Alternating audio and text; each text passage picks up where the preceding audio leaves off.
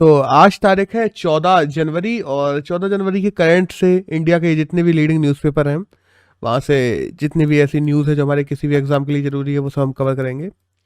तो अगर द हिंदू के फ्रंट पेज की बात करें तो एक तो आई है रूरल केसेस के बारे में कि जो ओमिक्रॉन के जो केसेस हैं वो रूरल एरिया में भी काफ़ी बढ़ने लगे हैं और टोटल जितने भी ओमिक्रॉन पेशेंट्स मिल रहे हैं उसमें से 30% तकरीबन रूरल एरिया से आते हैं। तो मतलब गांव तक फैलने लगा है ये सब चीज़ें। एक न्यूज़ आई है फ्रंट पेज से ही जो टीएनसीएम इकोनॉमिक डेवलपमेंट को लेके आई है कि तमिलनाडु के जो सीएम है उन्होंने कहा है कि इकोनॉमिक डेवलपमेंट के लिए हम सोशल जस्टिस को ऐसा नहीं कि नकार देंगे, उसको भी साथ लेके चलेंगे और पूरे इकोनॉमी का डेवलपमेंट करेंगे। एक न्यूज़ आई है जो एलएसी को लेके आई है कि एलएसी पे इंडिया और चाइना की टॉक अभी और चलेगी। जो जितने भी डिस्प्यूटेड एरिया है उन सबको लेके एक फॉरेस्ट्री को लेके एक रिपोर्ट आई है, इसके बारे में अपन डिस्कस करेंगे अभी। एक न्यूज़ आई है यूपी में 3 मंत्री हैं जिन्होंने पिछले 3 दिन में क्विट कर दिया है योगी सरकार से। और एक आई है जो आम आदमी पार्टी के सीएम चेहरे को लेकर के आम आदमी ने पार्टी ने घोषणा कर दी है बेसिकली वहाँ पे पंजाब में कि जो भी सीएम चुनना है वो जनता ही चुनेगी। जनता बेसिकली वो करेगी क्या, आपने से कॉल कर सकती है, एक नंबर जारी किया और वो खुद बता सकती है हमें कौन सीएम चाहिए, वही बनाया जाएगा।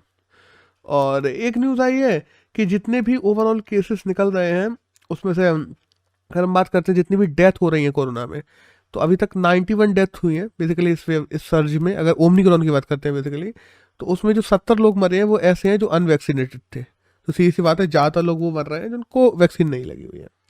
तो फ्रंट पेज पे तो यही न्यूज़ है। अगर बेसिकली हमें बात करनी है फॉरेस्ट न्यूज़ की कि देखो भारत में तकरीबन 2261 स्क्वायर किलोमीटर जो फॉरेस्ट एरिया है वो बढ़ गया है। अभी क्या है ना, स्टेट फॉरेस्ट रिपोर्ट 2021 लॉन्च की गई है भूपेन यादव जो हमारे फॉरेस्ट मिनिस्टर है उनके द्वारा। और उन्होंने बताया कि भारत में तकरीबन 24.62% क्षेत्र पे हमारा हो चुका है क्या फॉरेस्ट। और टोटल की बात की जाए तो तकरीबन 7,12,249 स्क्वायर किलोमीटर है जो भारत में फॉरेस्ट एरिया हो गया है। और 17 स्टेट और यूटीज ऐसी हैं जिनमें 33% फॉरेस्ट कवर जो होना चाहिए एक स्टेट में वो है। तो अच्छी बात है। और अगर बात की जाए सबसे ज़्यादा फॉरेस्ट कवर एरिया कहाँ पे बढ़ा है तो आंध्र प्रदेश नंबर 1 पे है, सेकंड पे जो है वो तेलंगाना है, थर्ड पे उड़ीसा है। और अगर हम बात करते हैं कि सबसे ज़्यादा ये तो वो हो गया कि पिछले 2 साल में सबसे ज़्यादा बढ़ा कहाँ है।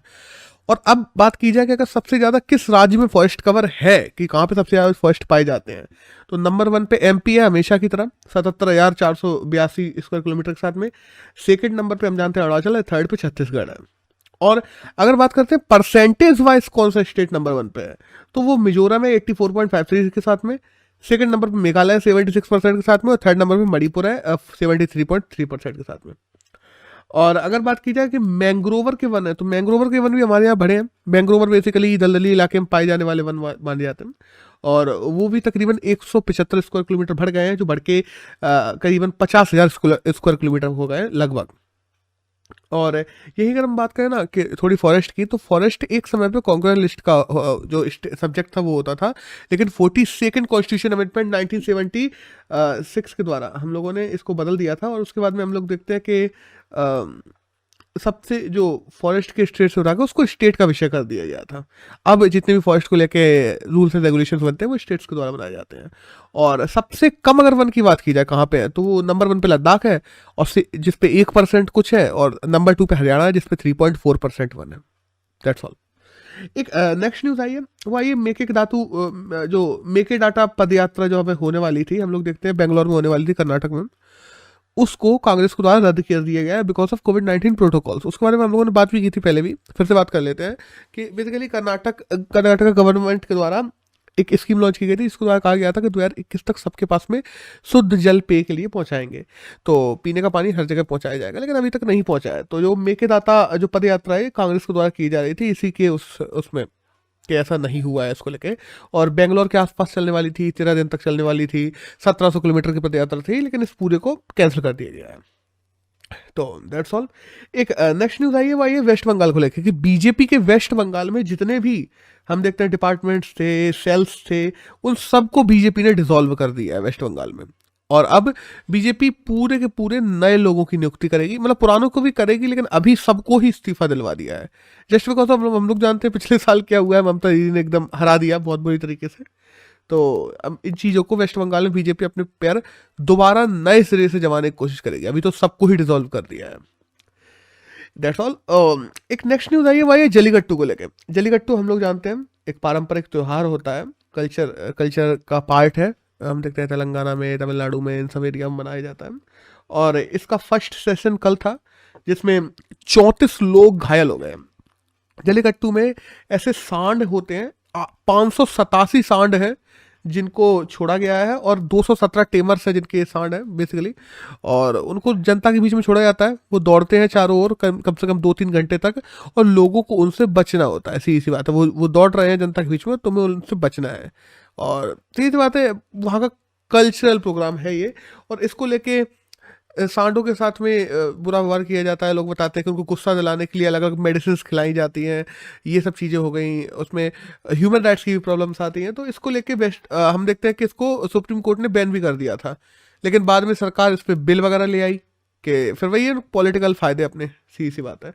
तो उसको लेके फिर से जलीकट्टू शुरू कर दिया गया है, और कल से शुरू हो गया है। और बाय द वे, सरकार का ये कहना था कि आर्टिकल नंबर 19 में कल्चर को प्रोटेक्ट करने के लिए इंसान का खुद का फंडामेंटल राइट होता है, और इसलिए वापस लाया गया है।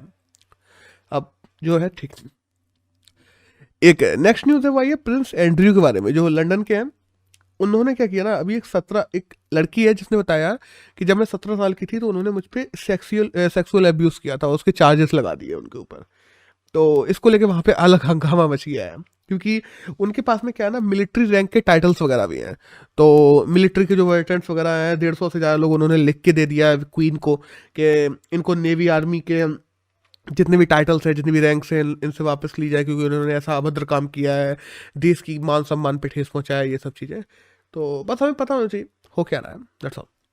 एक नेक्स्ट न्यूज़ है वह ये इंडिया और श्रीलंका के बायलैटरल ट्रेड को लेके कि इंडिया ने अभी, हम लोगों ने कुछ दिनों पहले पढ़ा था कि $400 मिलियन का जो एड है इंडिया ने देने की बात की है श्रीलंका को।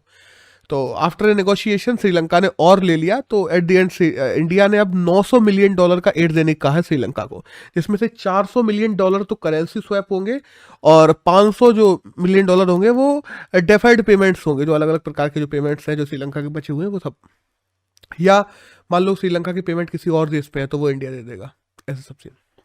और ये अगले 30 साल के लिए किया गया है बाय द वे, देखते हैं क्या होता है। एक नेक्स्ट न्यूज़ है वह ये क्रिसिल के अनुमान को लेके बेसिकली वो आया है एयर ट्रैफिक को लेके। अभी देखो, क्रिसिल का ये अनुमान था कि 2023 तक जो ओवरऑल एयर ट्रैफिक है, अगर हम लोग कंपेयर करते हैं 2019 से, तो वो 30% तक बढ़ जाएगा, जो कि अब नहीं लग रहा है क्योंकि कोरोना की 3rd वेव आ गई है। तो कहा यह जा रहा है कि 2024 तक अब बढ़ेगा 30% तक। और कोविड है जिसने ओवरऑल ट्रैवल टूरिज्म पे असर डाला है, हम जानते हैं। बस हमें डाटा पता होना चाहिए, क्योंकि जब हम आंसर राइटिंग करते हैं तो ये डाटा उनमें डालने में काम आता है हमें। तो दैट्स ऑल। न्यूज़ तो इतनी थी। एक एडिटोरियल आया है, वो आया है इसरो की लीडरशिप के बारे में। अब देखो, हम जानते हैं के सिवान काफ़ी दिन तक रहे इसरो में, उन्होंने बहुत बड़े बड़े काम किए, जैसे चंद्रयान 2 जैसे मिशन भेजे हैं, GSLV MK2 को डेवलपमेंट किया है, GSLV MK3 के डेवलपमेंट इनके उसमें हुआ है। उसके बाद में मार्स मिशन भेजा था, जिसको हम लोग मंगलयान भेजते हैं, जिसमें ₹7 पर किलोमीटर की कॉस्ट से मंगलयान गया था। इससे सस्ता यान कोई नहीं गया अभी तक, देखते हैं हम लोग मंगल पर। तो काफ़ी सक्सेसफुल और काफ़ी अच्छे इनोवेटिव मिशंस किए गए हैं इसरो के द्वारा। अब हम देखते हैं एस स्वामीनाथ आ गए।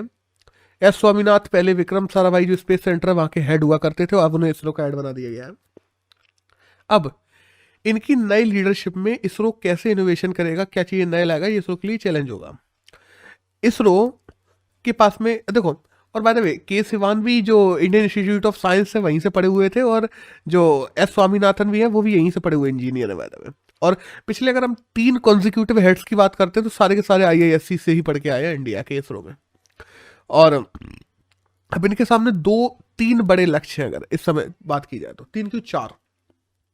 पहला, जो रॉकेट्स हम लोग डेवलप कर रहे हैं क्रायोजेनिक इंजन्स, वो उसको इन्हें डेवलप करना है। उसके बाद में हम देखते हैं कि हम लोग चंद्रयान 3 की बात करते हैं, तो वो मिशन भी आने वाले समय में इनके अंतर्गत होगा।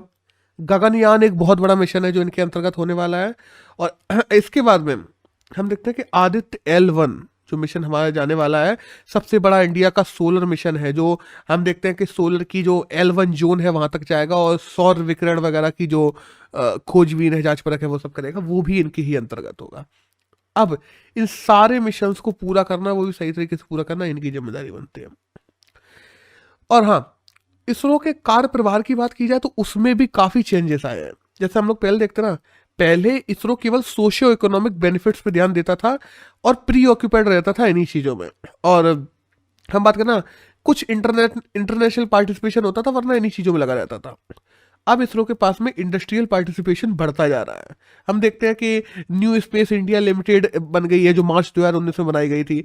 उसको द्वारा सैटेलाइट्स और जो सैटेलाइट लॉन्च व्हीकल्स हैं, उन सबको बनाने के लिए इसरो ने अपनी एक प्राइवेट फर्म कर दी है अलग से। उसके बाद में हम लोग देखते हैं एंथ्रेक्स जैसी फर्म्स है, जो इसरो के लिए अलग अलग देशों की सैटेलाइट्स लेके आती हैं कि इनको लॉन्च करना है तुम्हें। हम स्पेस इंटरप्रेन्योर की बात करते हैं कि स्पेस इंटरप्रेन्योर हमें बनाने हैं।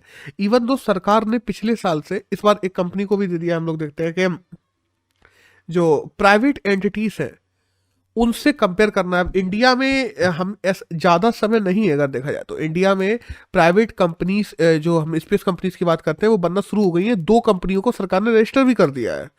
तो आने वाले समय में प्राइवेट स्पेस कंपनियों का भी दौर है, और उनसे कैसे compete करेगी इसरो, यह भी एक बहुत बड़ा चैलेंज होगा, क्योंकि प्राइवेट एंटिटी के पास में खुला स्पेस होता है। उन्हें किसी सरकार की या किसी मंत्री की या कहीं डिपार्टमेंट की वो नहीं चाहिए परमिशन कोई भी नया इनोवेशन करने के या नया मान लो फंड मंगाने के लिए, लेकिन इसरो को चाहिए होती है हर एक चीज के लिए। तो उनसे कैसे compete करेगी? इवन दो हम लोग बात करते हैं ना कि एक यूनिवर्सल लेवल पर इसरो कैसे खुद को आगे बढ़ा पाएगी, ये सब इसरो के सामने नए चैलेंजेस होंगे। जो हमारे इसरो के जो नए हेड आए हैं, हम देखते हैं एस स्वामीनाथ, और उनके लिए सोमनाथन, सॉरी, उनके लिए ये कुछ नए चैलेंजेस होंगे। अब देखते हैं उनको ये कैसे टैकल करते हैं। तो दैट्स ऑल। अगर आज की बात करें 14 जनवरी की, तो यही करंट था जो हमारे किसी भी एग्जाम में जानने के लिए जरूरी था। That's all.